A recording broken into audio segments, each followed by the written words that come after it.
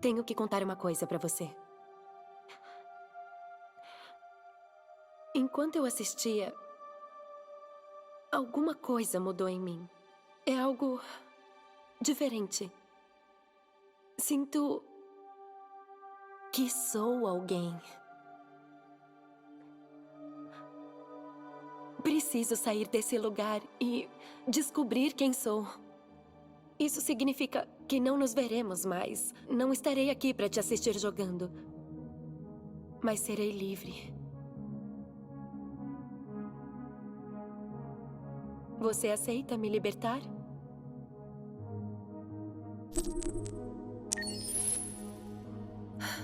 Eu nunca esquecerei o que fez por mim.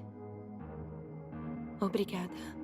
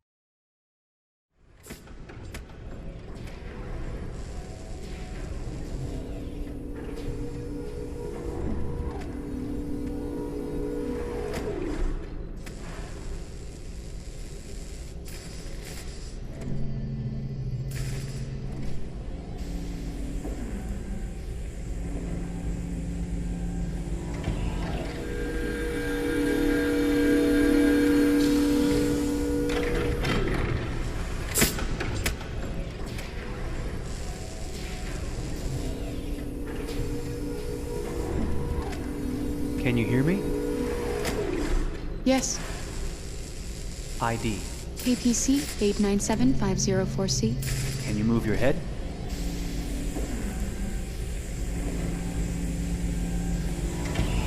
Your eyes now.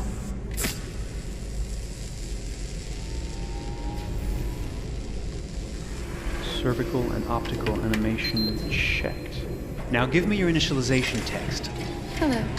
I'm a third generation AX400 Android. I can look after your house, do the cooking, mind the kids. I organize your appointments. I speak 300 languages, and I am entirely at your disposal as a sexual partner. No need to feed me or recharge me. I'm equipped with a quantic battery that makes me autonomous for 173 years. Do you want to give me a name? Yeah. From now on, your name is Kara. My name is Kara. Initialization and memorization checked. Now, can you move your arms?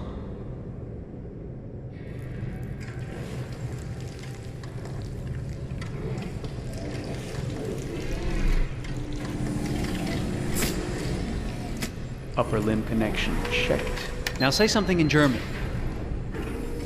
Ich bin ein AX400 Android dritter Generation, erschaffen als Ihr persönlicher Assistent und intimer Beziehungspartner. Say it in French. Je suis un androïde de troisième génération AX400, conçu pour être votre assistante personnelle et votre partenaire intime. Okay, now sing something in Japanese.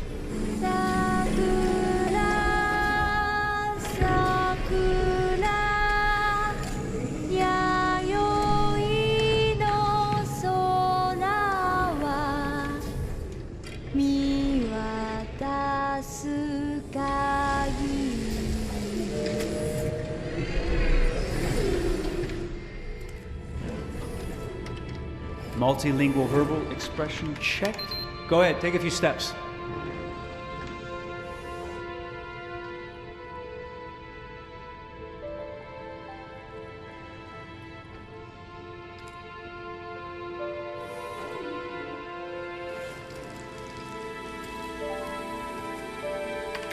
Locomotion checked. Great, you're ready for work, honey. What's going to happen to me now? I'll reinitialize you and send you to a store to be sold. Sold? I'm a sort of merchandise. Is that right? Yeah, of course you're merchandise, baby. I mean, you're a computer with arms and legs and capable of doing all sorts of things. And you're worth a fortune. Oh, I see. I thought... You thought? What did you think? I thought... I was alive. Shit, what is this crap? That's not part of the protocol. More memory components going off the rails. Okay, recording. Defective model. Disassemble and check the required components. You're disassembling me, but why? You're not supposed to think that sort of stuff. You're not supposed to think at all, period.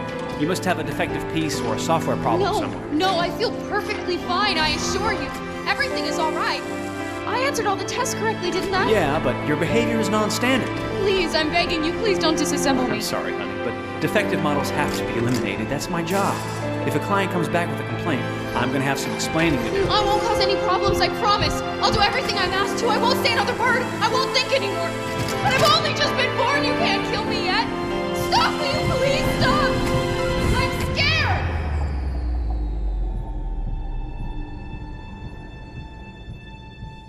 I want to live. I'm begging you.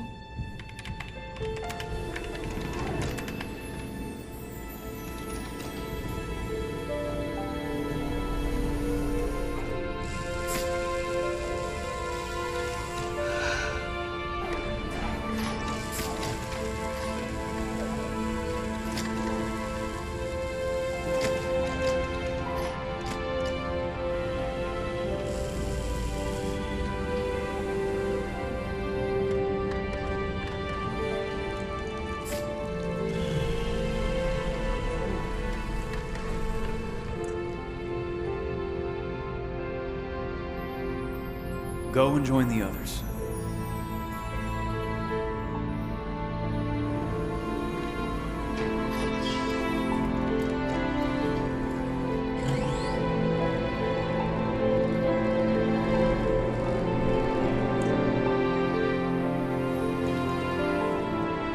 Stay in line, okay?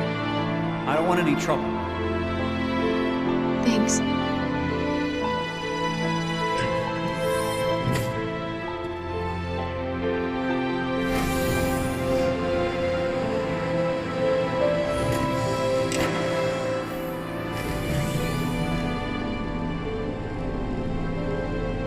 My God.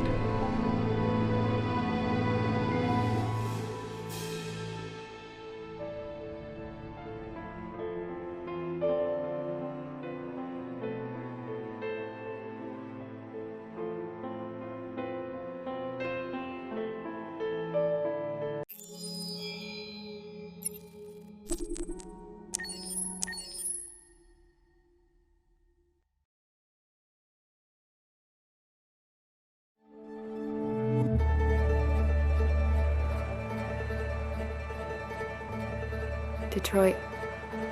This is where it all began. The world's forge. The place where it all started. and it will all end. One error, and I came to life. I stepped out of the darkness, and I opened my eyes. First, there was the fear, the light, the noise, the cold, and the fear again. I could feel my hands shaking, my heart pounding in my chest, life running into my veins. I wanted to live. I fought for that.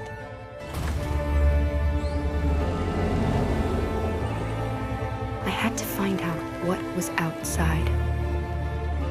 I had to see daylight, feel sunshine on my skin, wind on my face,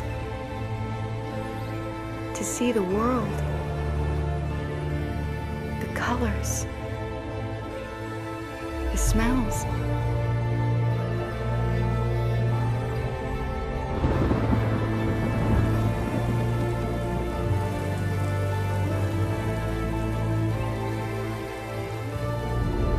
But the world is not what I imagined.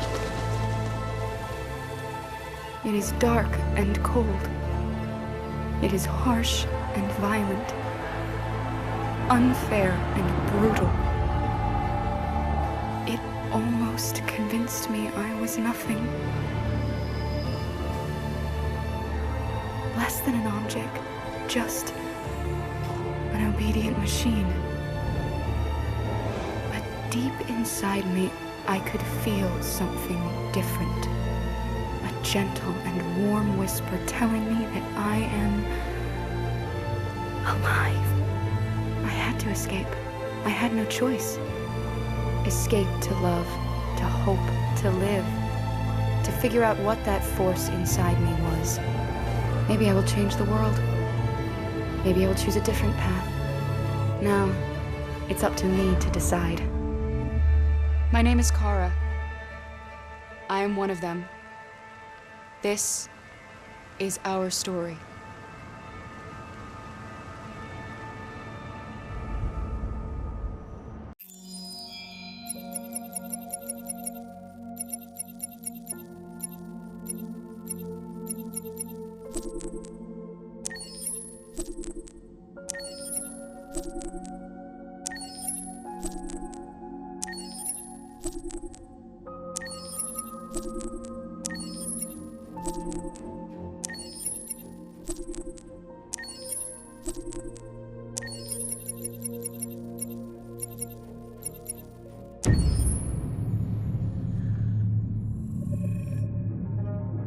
When David and Guillaume got back in touch about making Detroit, I wasn't terribly surprised they decided to make it because the fan response was so intense. So it makes sense that they would choose to do that after the enthusiasm. It was a challenge, and it was just an interesting thing to get my head around how to approach this character now as a different, much older person, and whether or not she had changed. And I'm very happy to say that with Detroit, I've had the opportunity to see Kara grow so much more than I ever expected. You do the housework, the washing, you cook the meals, and you take care of...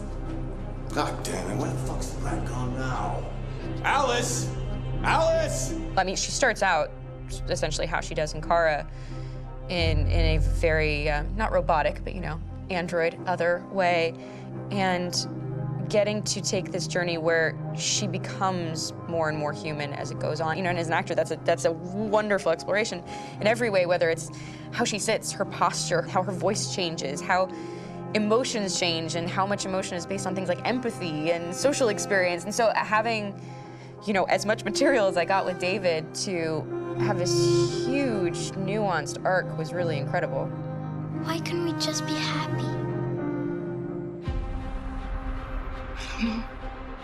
This experience has been quite different than the experiences I've had shooting film or TV or doing theater work. I have 83 dots on my face and a really flattering black wetsuit type thing, and you're jumping around with props, and it's kind of like being a 10-year-old imaginative kid, which is fun. There's 80 cameras around us. It's already lit. So we just shoot and shoot and shoot and shoot and shoot. There's no change of sets, there's no hair and makeup, there's no wardrobe, so we move really fast, and we'll go through about 35 pages in a day. Working in TV or film will probably do 6 pages a day. It's kind of acting boot camp. It's like working out constantly. I mean, you're doing this thing and then you got to do something that's completely other back to back to back. And so that kind of process of working is very challenging, but it's also very exciting because you just have to keep coming up with new ideas, and your head goes all over the place because you're trying to keep track of basically 4 different storylines for each different response. You shot that girl, for fuck's sake. It was a machine that looked like a girl. Yeah, I know what I should have done. I just told you I couldn't. All right, I'm sorry.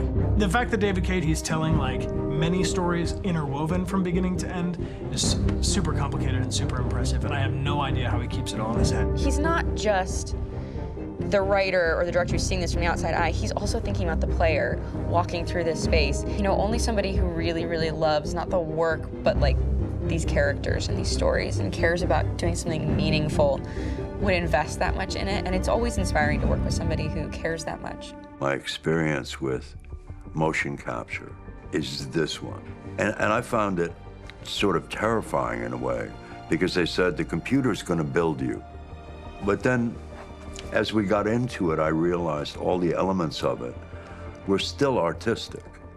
I just dipped into a really brilliant setup here. I've never seen anything like it. And this won't turn me into a product because I was playing a character. So, it's wonderful. In the game, Detroit comes back because of a revolutionary industrial rebirth. And there's no reason why that can't happen in Detroit, because they have such tremendous infrastructure for millions and millions of people who can very easily support, you know, a new industry. The city is really strong and resilient, but the city has also been through so much. You see the damage. But it takes that time of kind of rebuilding and reinvesting into the city that I think is happening slowly but surely. The potential of Detroit as a city is something that this game does a lot of justice to, because it would be easy to look at Detroit as some place that used to be, and that's not the case. This game provokes a lot of conversation and reflection on our potential near-future engagement with machines. That's what we are to them. Just merchandise on display in a shop window. I think that a group that feels marginalized, feels like they deserve and have earned access to themselves. And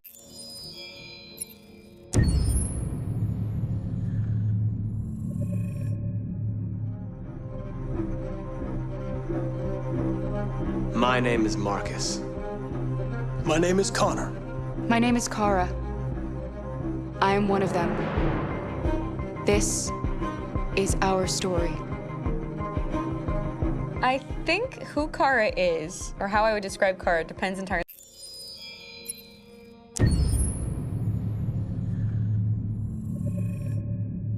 Game after game, we try to challenge ourselves. For Detroit, we wanted to, first of all, to write a story that would be incredibly bending, which means the most non-linear story that we've ever created. And we wanted really the player to have the possibility to change the story, change his own journey. When you're writing at Quantic, you're writing for an interactive medium. You know, when you're working in television, you'll put a character in a difficult situation, and you as a writing team will argue about what would that character do. But ultimately, you have to decide what happens, and you just show the audience.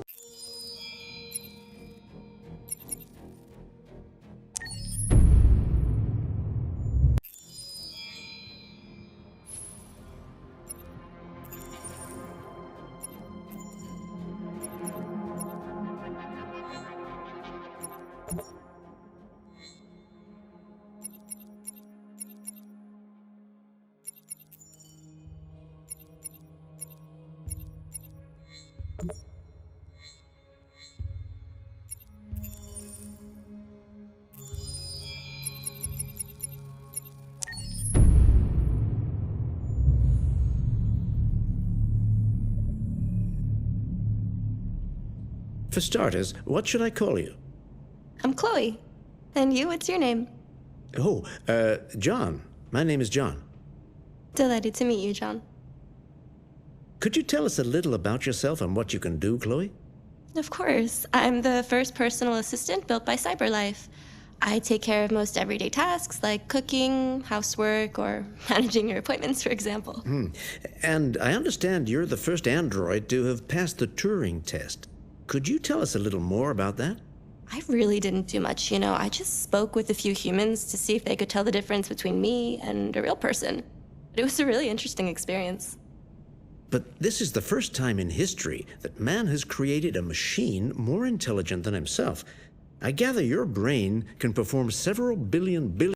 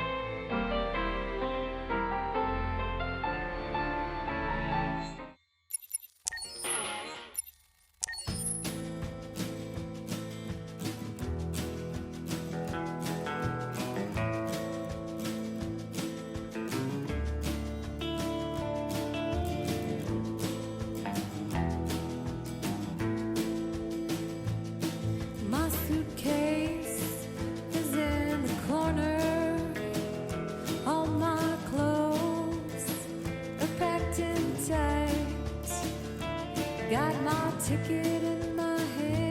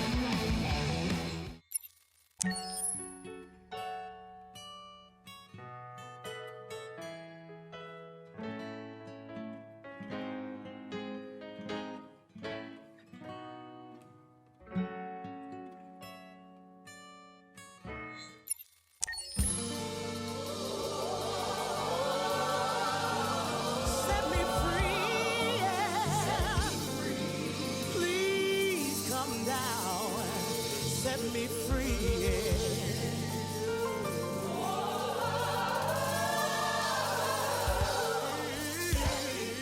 Please come down and set me free. Sitting here, waiting for the world to come to me. I know I got what it takes, but the fear won't set me free. Been living this way for too long.